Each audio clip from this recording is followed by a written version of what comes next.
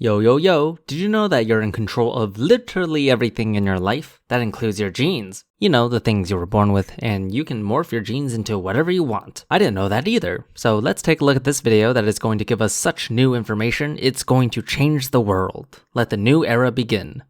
I was teaching medical students genetic determinism. That's a belief that most people on the planet are still holding. The public is still grappling with the idea that genes control their lives, that genes turn on and off and regulate their health and their illnesses. Genetic determinism? That's a word we definitely don't use often in science. In fact, I had to look it up myself in order to know what in the world it even means. I think it's safe to say that this isn't really a real scientific term because in science we know the kinds of impact genes will have. It's not a discussion between us when we debate what determines your life more, genes or the environment, because scientists usually know it's a case-by-case basis and to what degree we do have control. For those of you who don't know, genetic determinism is the belief that genes are the sole factor, or at least the large majority, in contributing to your phenotypes, as opposed to the ability to modify your epigenetics or general environmental influences. Anyway, genetic determinism is largely true. We are given genes which determine our phenotypes, and the majority of epigenetics is also not in our control. So let's see what Bruce Lipton has to say here. Oh, by the way, the one narrating this is Bruce Lipton, in case you couldn't tell. And when you tell a story like that to people, what are we telling them? What we're telling them is that they're victims. I mean, as far as we know, you didn't pick the genes you came with. If you don't like the traits, you can't change the genes. And the genes apparently were turning on and off without you being involved. Oh my God, I'm not in control of my life, but my genes are in control of my life. That's largely due to your own perspective, is it not? Your genetic information does determine the majority of your life, if you want to put it that way, but it's really your own perspective if you think you're at the mercy of something you cannot control. Being pessimistic is not something science teaches you. All science gives you are the facts. How you interpret those facts are up to you. I prefer a more optimistic viewpoint where your genes are your starting point and how you work with what you are given ultimately determines your life. Actually, I don't prefer that viewpoint because I personally believe that free will does not truly exist, but that opens up a new can of worms that I'm not about to go into. What was being passed through my family was in some sense programming my life.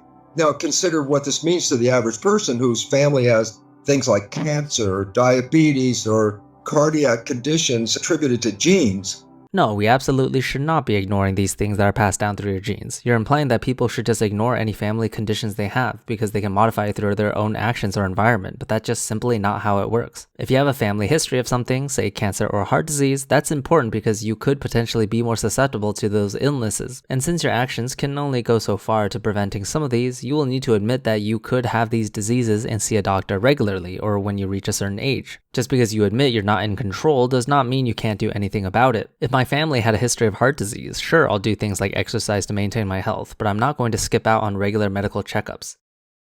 I left the university because my research revealed that the environment was controlling the genes. If the genes control you, then you're a victim of your heredity. If the environment is influencing your genes, well, then you can be a master because you're the one that can adjust the environment. Okay, so the first thing I'll say here is that even if we give you the idea that your environment completely influences your genes, I simply cannot agree that you influence your environment. Where you are born, what circumstances you encounter, everything is to some degree determined by chance anyway, and you had no control over it. Veritasium did a great video on this, but essentially the vast majority of your life is determined by rolling dice and not by your own efforts or volition. But again, that's a whole new can of worms, so for the sake of this video, let's just assume you can somehow change your environment to your own free will whenever you want. My research revealed the fact that it wasn't genes that were controlling life, and I had to make up my mind. Do I want to go in the classroom and tell students that genes control life, knowing that they didn't? And the answer was no. So I resigned my tenured position at the university because I realized it led to a belief that they were not in control, versus following this new vision that showed that environmental signals were controlling the genetics, which allowed an opportunity for us to change the environment and therefore control our genetics, which makes us more of a master. He's making it sound like universities are these evil beings that make you teach certain ideologies that aren't true in order to push a certain agenda. But what kind of narrative are you trying to promote if you teach people that their genes are the largest determiners of their phenotypes? I can't think of any narrative being tied to this. That being said, universities design curriculum that are agreed upon by the scientific consensus, or in other words, true. If you really did have this research that showed you can control your own genes through the environment, then you should have first shaken up the scientific community, changed the scientific consensus, after much peer reviewing and meta-analyses of course, and then after that your university would adopt those teachings. They're not going to change the curriculum based off a single person's findings, as opposed to what we know as a whole about molecular biology. Plus, your claim is so general that I have difficulties imagining what your research is even about, because you likely looked at a particular gene, showed that it can be changed epigenetically, but your claim is so incredibly broad that it would take many pieces of research looking at multiple genes to reach a conclusion of that scale, which is something I don't think a single scientist can realistically achieve. And I disconnected from mainstream, but they disconnected from me. They thought I was a crazy man. Yep, that certainly seems to be your reputation. And in fact, after I left the university, I had tenure and resigned, and I started to work on the mechanism.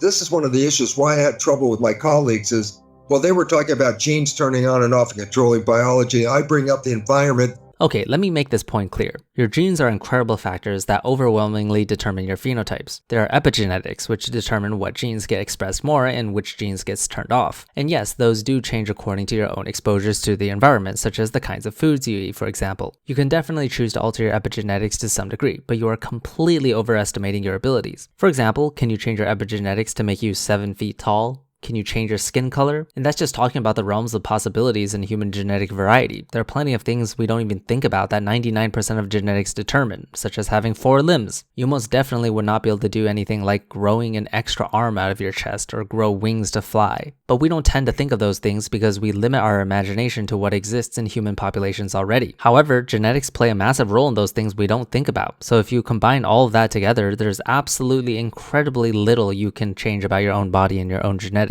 That's what led me to understanding the cell membrane, the skin of the cell, as the brain of the cell, not the nucleus, which the textbooks still say is controlling biology. The idea of the nucleus controlling biology is because the nucleus contains 98% of the genes. It's not an accurate comparison to say the nucleus is the brain of the cell. He's right, the nucleus essentially just holds genetic information. In a cell, there really isn't a brain, but rather everything works together to determine the functionality of that particular cell. However, what is making me cringe a bit is when you say the membrane is the brain of the cell. That's far from an accurate comparison, but please tell me why you think that's the case.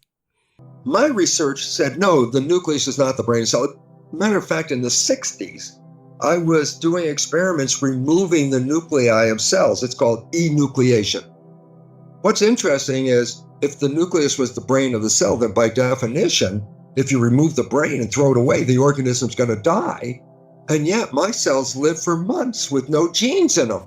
Well, that's certainly not the definition of a brain. If you remove the heart from a human being, that will still result in death, assuming no technological intervention to replace the heart's function, of course. Is there really a real definition on what traits something needs to have in order to be considered, quote, a brain? Not really. But anyway, some cells can certainly survive without a nucleus. In fact, red blood cells are one example of that. So I wouldn't say what you're claiming is particularly impressive, and since you haven't given any specific information such as what type of cells or what kind of environment you grew them in, it's hard to make a judgment. But I'm sure a layman viewer is going to hear that and think, wow, that's amazing, when it really isn't. Removing a nucleus and throwing away the genes did not stop the cell from living or behaving in a very complex manner, which by definition says life was not an accident. Life is a lot of controlled behavior. But what is your definition of, quote, stop the cell? Depending on the cell, it most certainly wouldn't be able to perform its regular functions. Or do you mean just live? I need more details. If there are no genes, then what was controlling behavior? The cell membrane was considered by biologists to be nothing more than like plastic wrap to hold the cell together. And yet my research revealed that simplicity was actually elegance. That simplicity was actually the basis of an information processor. The cell membrane is a carbon-based information processor.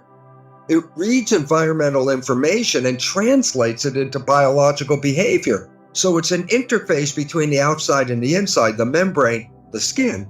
Ignoring the fact that you provided no evidence whatsoever, you're also not providing any mechanisms on how the membrane determines such complex behaviors. The membrane does not hold genetic information. Of course, it does have multiple functions, such as serving as a semi-permeable membrane, containing protein receptors, controls what goes in and out of the cell, etc. But it's way too much of a stretch to say it determines the functionality of the cell. It plays a role in how it participates in signaling, but it doesn't define the function. Also, I failed to see how this even connects to everything you said earlier. You were talking about the power of the environment to change your epigenetics, but epigenetics epigenetics is part of genetics, and that happens in the nucleus of the cell. What does that have anything to do with the plasma membrane? Are you just changing your narrative now? Because I'm confused. Also, may I also mention that just being able to change your genetics is not enough. If they're being changed randomly, then it's essentially the same randomness as the base genetics you got from your parents. The way you are presenting this is as if not only you can change your gene expressions, but also how to change it, which is ridiculous to say the least. That being said, this technically is in the realms of biotechnology, where we can use artificial ways to change gene expression. There's been a lot of research on that lately on how we can manipulate epigenetic markers to our advantage. If we're talking about something like that, then sure, no problem. But if you think you can change your genes or your makeup however you want by interacting with your environment, then I'm sorry, you'll be disappointed. There are things we can change, such as our weight, for example, by exercising and eating healthy, but you can't go so far as manipulating your gene expressions.